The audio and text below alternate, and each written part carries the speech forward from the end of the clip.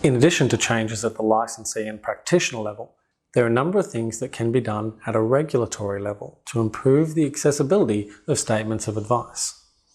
A number of these stem from what are sensible regulatory requirements that may struggle to make sense in the context of an SOA when you think about it as it's read by a layperson from start to finish.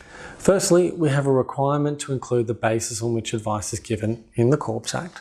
But when we get into the detail of that section at RG 175, it includes a couple of things that could be reconsidered. We are required to include a summary of a client's position. Whilst it's important that we confirm the client's position at some point, it's worth asking the question, does this need to be in the SOA? In the RG90 example SOA, this covers 2 pages and adds little value to the client. Less could be more here. We are also required to include a statement regarding best interests. In ordinary speech and writing, we talk about why a strategy would be beneficial. However, to ensure this section is adequately addressed, most licensees and advisors include a specific section to confirm that this need has been met. The end result is an SOA that doesn't read well or can be confusing. We discuss what we're doing, the headline reasons in normal language, then round back, either at the same section or later on at the end, to cover why it is in their best interests. If the advice needs to be in the client's best interests, do we need a statement in the SOA to state that it does?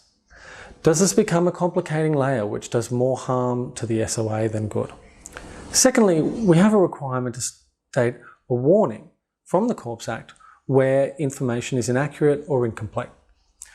Whilst the requirement to disclose this may be relevant, to require this in the SOA explicitly runs counter to other goals in the advice process. Best practice could be to warn the client in relation to this at the fact-finding stage, where it's needed most, as it would enable the client to provide the information before the advice has been prepared.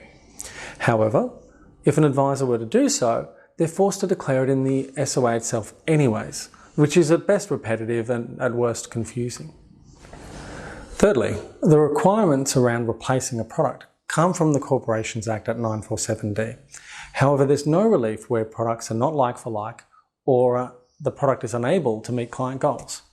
This creates nonsensical outcomes in the SOAs and practice, where comparisons simply struggle to make sense. For example, when the client's goal is to commence a regular income stream, and we're simply moving the clients from their existing superannuation product to the linked pension product, we still need to make a comparison.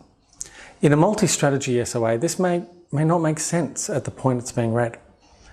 Similarly, when the client's goal is to contribute to superannuation so they can effectively save for retirement, we may still find ourselves comparing products that don't make sense, like a term deposit with a superannuation account.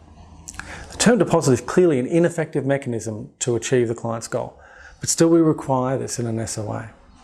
The end result, especially in a multi-strategy SOA, is often confusing and distracting.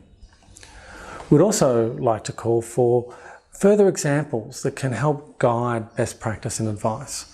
We do have one example SOA in RG90, but we'd like to see more that could cover a broader range of advice types and a broader scope that includes multiple strategies, which is what most advisors are used to day to day.